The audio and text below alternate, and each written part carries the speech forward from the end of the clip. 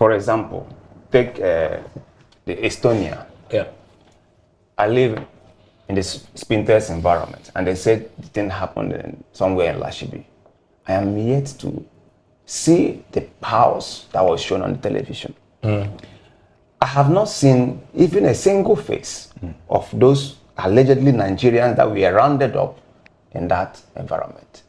I have taken it upon myself to go around that environment to ask questions of people living around there, if they know of any Nigerian or any incident that took place there, and I have not seen any. The Kumasi case, we have seen the names look Nigerian, but in the Estonian one, we haven't seen even a single name. You see, so if truly, as the authorities have said, which we believe them. No, you don't. You don't believe them. Your actions show you don't believe them. Hi everyone, welcome to Amagana Observer. Is it just me, or is he really too invested in being close to this investigation?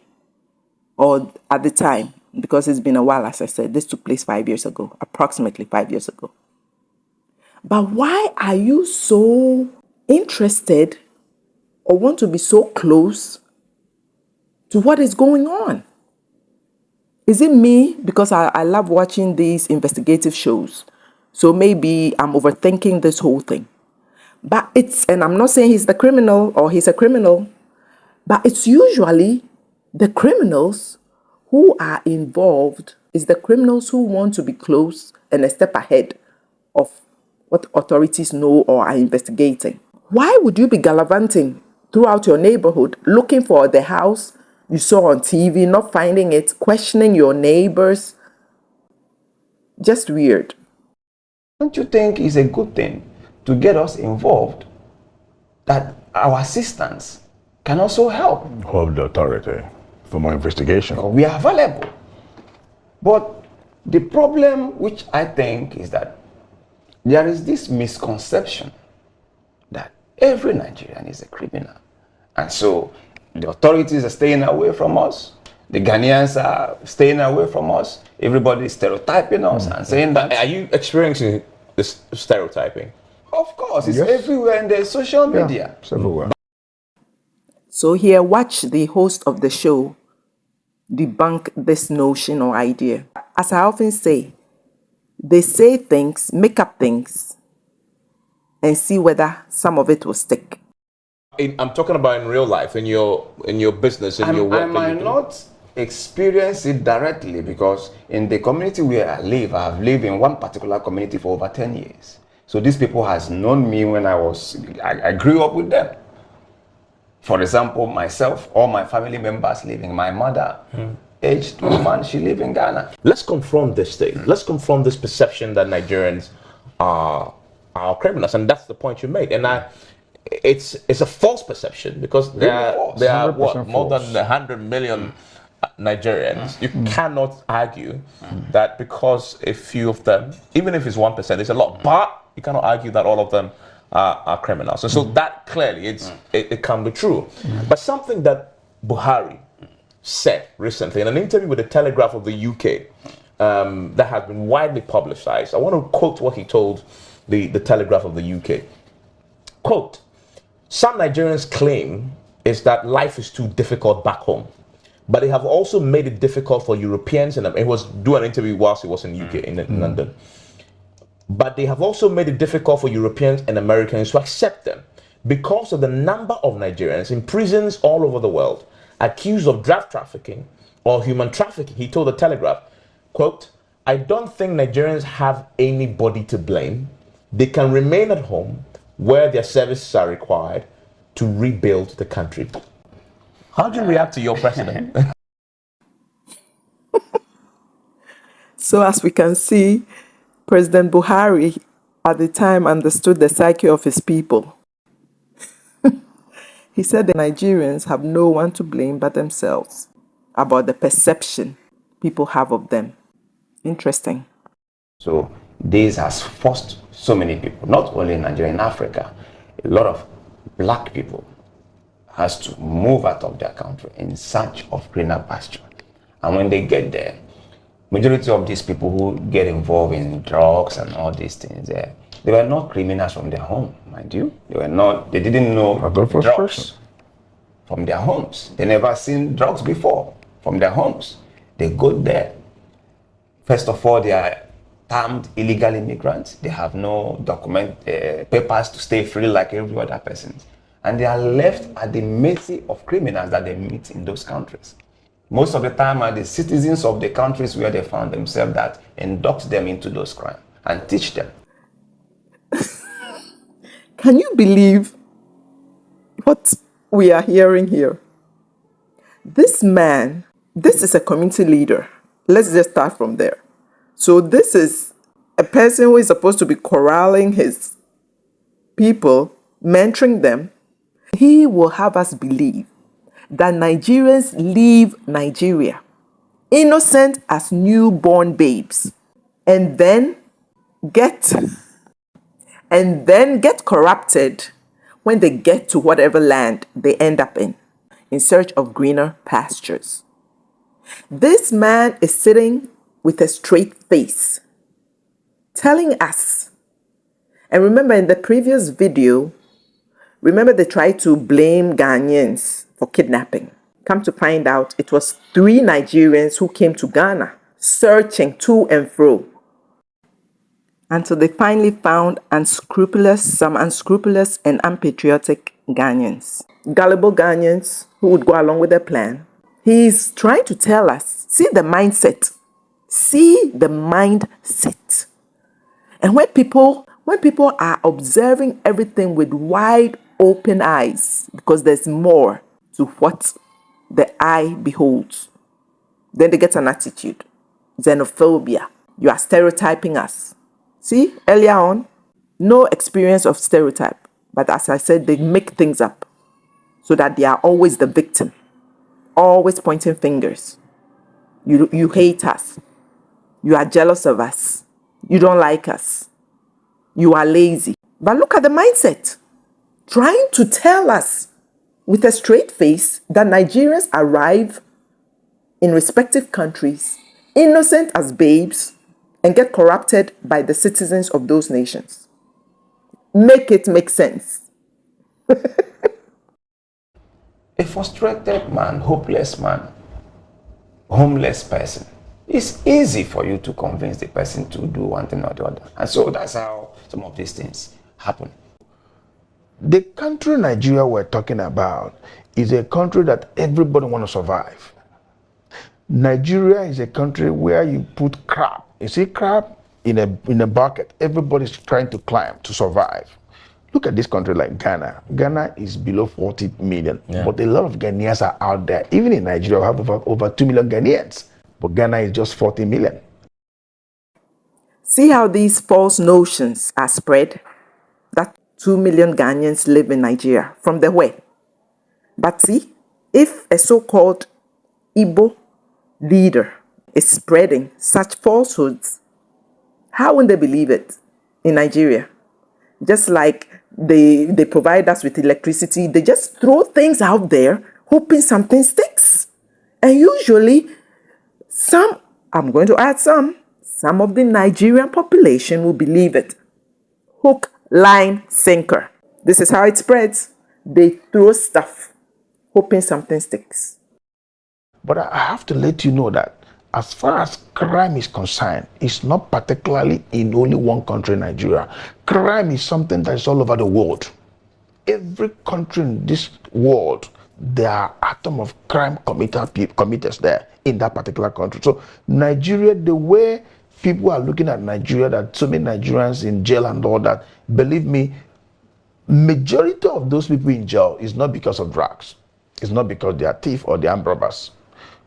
A foreigner in every country is a suspect. Maybe because of, he fought with somebody. He can go to jail. Maybe because he defaulted on his documentation, he can go to jail. Maybe because he abused somebody, he can go to jail. Not that because of drugs or because he's an armed robber and all that. No.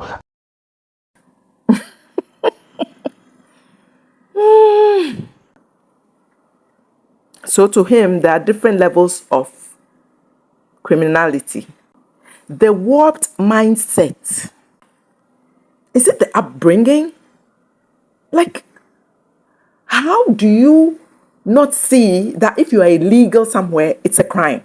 I might have to beep this ones out. It doesn't have to be DRUG selling. It doesn't have to be MURDER. How do you even think? Oh, yeah. Lots of introspection. I'm telling you, that nation. And I'm not saying other nations are perfect. No. That's not what I'm saying. But this is on a different level. This right here. Now, our police have indicted or arrested one of your compatriots, a professor of English, Professor Nwagbara, he's Austin. Austin is a Nigerian professor of English, yes, who was seen in the video making pronouncements about, and you can see that video playing on your screen, about what he believes should be done to deal with this conversation we are having, the xenophobic perception of Nigerians across the country. And he has suggested that they should use the media, paint the picture and blow it out there and force our government to react. He's been arrested today. We're having hearings that he may have of him being charged. The University of Ghana, where he used to work, have issued a statement saying, disowning him, disputing some of the claims he made about Ghanaian universities against Nigerian universities and how the universities raise the funding. Were you at this meeting? This is a meeting, I guess, of Nigerian community. Before your question about this question about whether I'm there, I want to come in somewhere sure, first. Please. We are now talking in media. Yeah. We are just in this beautiful place. And what we're discussing now is all over the world, right? The statement of my ambassador yesterday, just 2 pieces of paper, is all over the world. And I believed because of the statement of my ambassador yesterday, today, the entire country gonna call a press conference and even refer to that letter, right? So the media is so powerful that with media, you can call the attention of people. For him to make that statement that we should call media in, maybe he's not thinking in a negative way, but he's thinking, trying to let us know that it is a time we need to voice out. We don't need to keep quiet. We don't need to shut down our mouth, but we need to talk. We need to engage media for the entire Ghana, for the president of Ghana to know that every Nigerian is not a crime committer. Every Nigerian is not an armed robber. The same thing to our own president back home, for them to know what we are facing here. Not that he's doing that to boost the strength of our people for we to go and fight with Ghanaians. Now that he spouted his spiel and double talk, let's listen to the professor's whole speech and see whether it's as innocent as this Igbo chief claims. Married to a Ghanaian who claims to have Ghana's best interests at heart, is as innocent as he's trying to portray it to be. Sub-Saharan Africa, including South Africa, and they won't lack anything. But because of our country, we are not respected. Here, with all due respect, the 2 professors in our faculty are Nigerians. They're on sabbatical. They are likely to leave at the end of the year. They're already appealing, can you get us more Nigerians? We have these, but we are not respected because we do not take advantage of our what we have, our facilities. So this is where I come in. We are highly skilled and highly talented and blessed people, but many a time we lack strategy. Nigerians tend to lack strategy. You can have good skills if you don't know how to let people know it's there. It dies. Like having a factory full of items in the warehouse. If you don't advertise it, it remains in the warehouse. Sir, they have harassed us a lot. I know that. I'm often on the road. One day I was driving in. I had my workout things in the car. The Ghanaian police took my dumbbells and walked into his car and said, I have taken it. A colleague was with me. He said, what do we do? I said, if I leave that in, let me go and urinate first and come back. I urinated and came back and said, go and bring it from your car down to this car. And he did. But sir, I can tell you something. From his accent, I'm a professor of English. From his accent, he's a Ghanaian police. From his accent, I can bet my life he's a Nigerian. I can bet my life. He's a Nigerian policeman. He's a Ghanaian policeman, but he is a Nigerian. His accent is obviously Nigerian. The key things you use to identify where somebody comes, all of them. And when we left, that day somehow as I packed my things, I misplaced my papers when they were opening things. And they delayed me from Aflao to Winneba 8 hours until somehow I got the paper. So what I'm saying is, we need strategy, sir. I'll suggest something which the embassy can think about. I know they know, which they can do immediately. And the Nigerian community, there is bad image for Nigeria. We can take it back through the press. We can reverse it. We have powerful Nigerian media stations, channels broadcast all over the world. Well, AIT has a problem now. NTA does. Many others. There's active online social media, the blogs in Nigeria. Let them come. Look at what we have said here today. Let them come here and run documentaries of the experiences of Nigerians and blast it all over the world. In 3 days, Ghana will respond. I have been a media person. You cannot be here and suffering. Let the leaders get our media guys come here. Cover what has been happening. Go to the student community, go to the business community, go to everywhere. Come to the embassy. Go and confront the officials with the information. Air it. Within 1 week, I can tell you part of what's happening. I'm sorry to say it, but this is within us. The present government in Ghana came on the grounds of Nigeria bashing. I have listened to things some of their top leaders have said all over the world in major places. We did not take it back, sir. If we take it back, they will sit up. So media strategy, 1. Use their own media, but everything. I have been a pressman. There is no absolute truth in the media. The truth is, the media, any truth, even history, is truth as it is presented. Let us use our own media and get back to them. Let us see live cases. Let our media with this story say we want to go to their prisons to see Nigerians. Of course, they will turn you back. You broadcast it. Yes. You do, by the time you are through, run series of documentaries on Nigeria's relations. And sir, we take history. We look at history. Prof, sir. Prof is my teacher. He was the dean of postgraduate school when I was a postgraduate student. So, but I want to say to something, sir. I want to reinforce what you have said, and perhaps, like we say in Igbo land, it's not only a dead person you position the neck well. Historically, Ghana got independence in 57 before us, not because they were better. We were taking care of home. We were the first African country that should have got independence. If you read the biography of Nkrumah, Nnamdi Azikiwe sent him to the university in the US that he attended after he had returned to Ghana. Zik had been to that university, came here, met the young man when he was a media man here, mentored him to that university, and he came back. That rivalry has been there because we don't tell them the truth. They don't know. Historically, there is that rivalry. It's sibling rivalry. But the truth is that it's a rivalry between an elder brother and a younger brother. It's the rivalry all over Africa. Mandela captured it well in 1997 when the Commonwealth banned Nigeria. When he said that Nigeria is a very big elder brother that you cannot do without. But unfortunately, this elder brother is irresponsible. But you can always go back to him. So, sir, let's take back our image.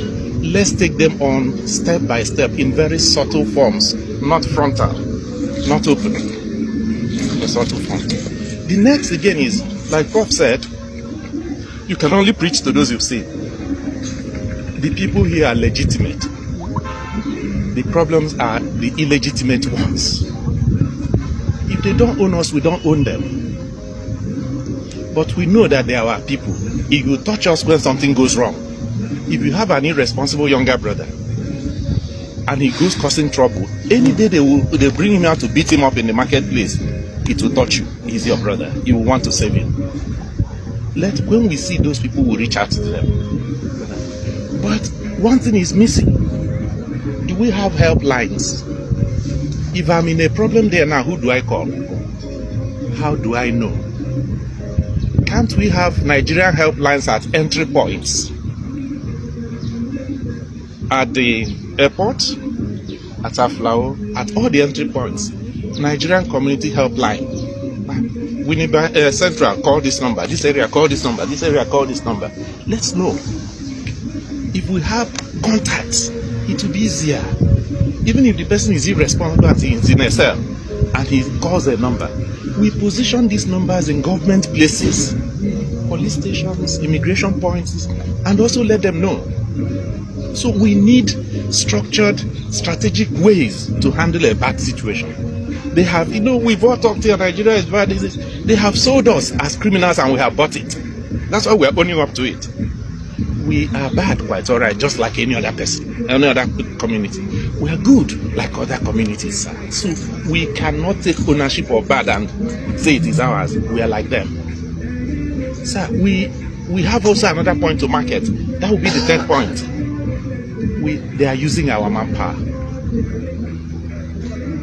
I was first on sabbatical in Legon, 2011-12. So I can tell you that Nigerian community takes care of more than 65% of Legon's budget, the income of the university. Yes. Nigerian students in that university pay a minimum of $10,000, or average of $10,000 per student times the number of students. How much do they generate? All the private universities, everywhere, we have this advantage that we supply to them. What are we getting back in return? Insults. So, and I can tell you, it's also the problem back home. I won't pay 10% of that sum for my child to get a degree in a Ghanaian university. I am in that system, I know. The quality of education you receive here is 80% inferior to what's in Nigeria. I can tell you authoritatively. I tell them here, when I will hold meetings, I am in the Department of English Unilag. We have 15 professors in the university. The whole of one faculty here, two Nigerians, we will leave at the end of the year. They will shop for another set of Nigerians. But our people will come here and pay $10,000, but they will not pay 20,000 naira in University of Lagos. The school fees, what an average student pays in University of Lagos in one session to get a degree in English is 12,000 naira. I am in that system. 1,200,000 naira. That's what a Nigerian pays there. Ghanaians are there paying 12,000 naira. We will adopt them and say, this is my child. Or you will adopt one local government in Nigeria. We are very diverse. Anybody is a Nigerian. Listen, but if you ask Nigerians to donate 50,000 naira, parents, every year to contribute to that university, they will go on riot. But the same Nigerians will come here, 10,000 naira for something 80% inferior to Nigeria. I have said it, I'm placing it on authority. Cite me anywhere. No Ghanaian degree is 20% up to the quality of a Nigerian degree, except it's from any of the, you understand me? All our federal universities are better than any university here. What makes a university? It's not buildings, it's not trees, it's the quality of staff that will recycle and produce others. They don't have it. But even this advantage which we have, we don't know how to use. Do you understand me? So it is here that the embassy comes in. It is here that the individual communities come in. Let us take advantage of what they gain. They gain everything from us and insult us because we are not organized. Let us organize ourselves back and get back and retrieve that. So, sir, that's the little I can say for now. There is a lot we have. Let's not take what we have been given. Thank you. Thank you very much, sir. Please, what is his name, sir? Okay. So as you can see, this wasn't an innocent meeting. This was to strategize against Ghanaians while living in our midst. If you are not happy here, leave. But why would you be in our midst and then crave and plot our downfall? It will never come to pass. It will return to you So all this innocent act you're doing, it's not working. No, no, no, no, no, it's not. Why are you so jealous of us? You claim we are jealous of you, but look at the bitterness this guy was using to narrate how they should have had independence first. If whatever his name is was the one who mentored Kwame Nkrumah, why didn't he mentor himself to gain Nigeria's independence first? This so-called leader who didn't even have the foresight to change Nigeria's name, and you have the nerve to be insulting Ghanaians. You think you can live in our midst and undermine us. It will not happen. So this coming off as though it was an innocent meeting is never so. Because the very thing that the so-called professor mentioned, that they should have connections in all the different, said they should have connections for people or contacts for people. That's exactly what this so-called fake chief is doing. He's placed his mini me's throughout our country, throughout our regions. What are they doing there? To be contact points for their so-called subjects. So we are onto them now. We are onto you until you are fully exposed. And you are even exposing yourself, which is what I'm so happy about. And people will come in, act as though everything is innocent. No, it's not. Because what this professor was strategizing is exactly what this fake Igbo, whatever he calls himself, has tried to implement. Setting sub-chiefs or whatever he calls them throughout the regions, doing only God knows what. Then you asked me a question if I'm in that meeting. Were you there? I was not in that meeting. Okay. And again, if you look at that video, it's somebody who was in that meeting that moved that video out, and that is a very bad act. You know why? We are all brothers and sisters. You sitting down here with me, we are on the media. If you go home within your people, this issue about Nigeria, the way we are discussing it now might not be the way we're going to discuss it at home. There might be some certain things you discuss within your family, within your village people, a different thing from what we're talking here now on air. So for somebody to put this on air, that is to show that our people they don't understand what unity is all about. This guy claims to be king, a king with subjects. This was a meeting to sabotage Ghanaians and Ghana in our own country. And he's clueless. He's clueless that Nigerians were actively plotting. The Nigerians there were actively plotting. And he's totally clueless, saying that the person who exposed the so-called professor is at fault. Make this make sense. When you agree with plotters and saboteurs who are here to undermine us, how are you here to help us develop and add to the economy? How? We see through you. We see that you are here to advocate for Nigerians to steal. Let me say it that way. To steal our retail space. And that era for you, it's over. It's over. Retail is for Ghanaians. We're going to make sure that our Ghanaian retailers know their rights. Those that don't will know it. And those who do will be empowered to implement the laws. You believe he didn't say anything wrong?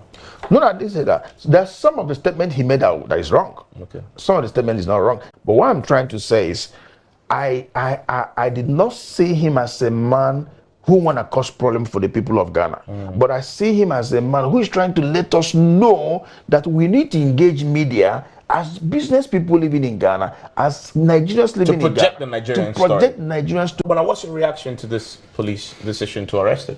Yeah, I think first of all that what he expressed there is personal opinion. It does not represent the position of the community. He wasn't speaking on behalf of the community. And in fact, personally, I do not know that professor. He is not a member of our organization. And there you have it. He's here to protect the interests of Nigerians. And that's all fine and dandy. That's your country. But don't pretend as if it's a mutual benefit, because we see that it's not. Just be upfront about it. Don't pretend. As you can see, his sidekick Buddy was more cautious in his response. But this has gone on a bit longer than I thought it would, but I wanted to capture a lot of the information. So I've actually cut out a lot, but the whole thing is online, so you can easily find it. And I'm going to end it here. I hope we all learned something from this, because that's the main purpose. We have to be vigilant and cautious and focused. And that's all I'm going to say about this. Thanks so much for taking the time to watch this. I appreciate, as I always say, my growing group of observers. I thank you for all your subscriptions. I appreciate you all. I'll see you in my next video. Bye.